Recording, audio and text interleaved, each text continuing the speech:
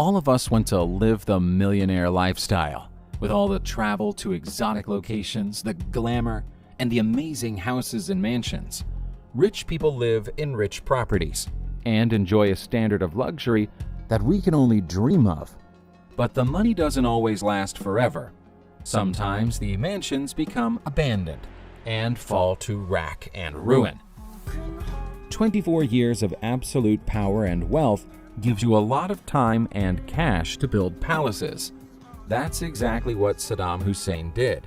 The former Iraqi dictator built somewhere between 80 and 100 palaces during his time in power, many of which were built after 1991 as an expression of his authority following the 1991 conflict in Kuwait. Saddam was one of the world's richest men at the peak of his power, banking millions of dollars in revenue with the proceeds of Iraq's oil fields. Hussein had so much money that he even had his bathrooms decorated with solid gold. Once he'd fallen, there was much debate over what to do with the buildings. Some of them are to be demolished, whilst others have become villas or guest houses. One palace in particular, just outside Basra, is to become a museum, with all proceeds going to the rebuilding of the country. In the Philippine Sea sits an island called Hachijojima, which is owned by Japan and was once the jewel of their tourism industry. The people of the 1960s used to call it Japan's Hawaii. Back then, Japanese people were forbidden to go abroad for holidays, and so the government provided tourist destinations of their own.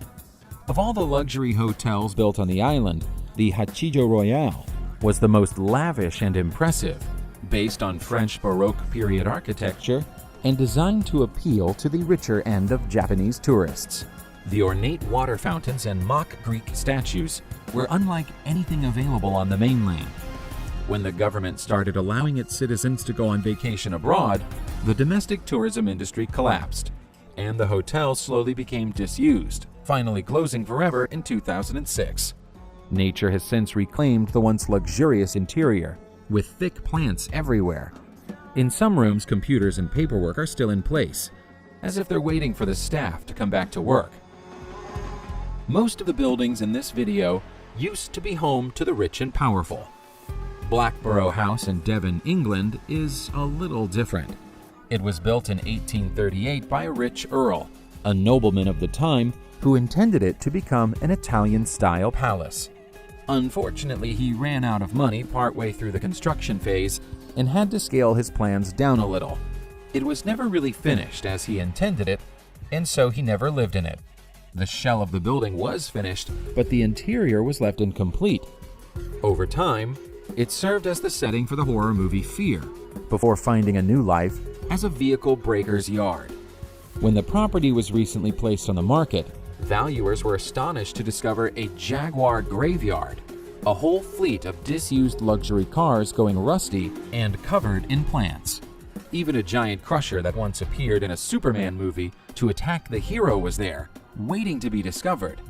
It's believed that the exclusive vehicles will add significant value to the sale of the property. It's only the rich of the past 200 years who have bought mansions. If you were rich before then, you bought a castle instead. For centuries, the Samizzano Castle in Lecce, Italy, was the most desirable residence in the whole country, being sold from one rich man or family to the next over and over again. First built in 1605 for Jimenez of Aragon, the castle has also belonged to the Altavidi family, Duke Cosimo and Ferdinand Panciatici Jimenez, who once hosted the King of Italy there in 1878. When finally the last owner passed away without heirs, the state took control of it and used it as a luxury hotel. Although with its truly beautiful interiors and exotic tree land, it was the perfect set for an Italian movie too. Sadly, the 365-room palace started showing signs of wear and tear and was closed to the public in 1999. Urgent refurbishment work is required to save the building, and it's believed the Italian government is still trying to find a buyer. There are more treasures in Egypt than just the pyramids and the Sphinx, said Halim's palace, which is so huge that it takes up an entire city block in the center of Cairo, is a hauntingly beautiful echo of times gone by. The palace was once the most valuable and opulent building in all of Egypt, but has stood vacant and abandoned since 2004. No expense was spared in the construction of the building. Said Halim was a lover of Italy and Italian art, and requested that his palace be designed with an Italian style, and materials shipped in from Italy to make it authentic. His days of wealth ended after the global conflict of 1914 to 1918, when the British seized his assets, including his palace. The building was repurposed as a school, becoming one of the leading educational institutions in the entire country. But because criminals knew what was inside the building, it became an easy target for looters and vandals. Eventually, the building was stripped bare and became too damaged to continue using. For over a decade, it's been nothing more than a ghost of Egypt's past. In the Charles Dickens novel Great Expectations, he describes a home belonging to the character Miss Havisham, a grand old brick mansion, slowly decaying, in which time seemed to have stood still. He may as well have been describing the Hoey Mansion in Florida, which once belonged to the eccentric millionaire William Hoey, who gave his name to both the mansion and the town it sits in. In fact, Hoey is still there. He passed away in 1938 and is buried in the mausoleum at the rear of the property. Other occupants came and went, but the building has been empty since 2005. Inside, all of the fittings and fixtures are still there, as if the last owner only left yesterday. It's ornate and beautiful, and with a bit of love and attention, it could still be a fairy tale home for somebody with the money to properly care for it. Tennis legend Boris Becker is a man who was once the best in the world at his sport and had the bank balance to go with his talent.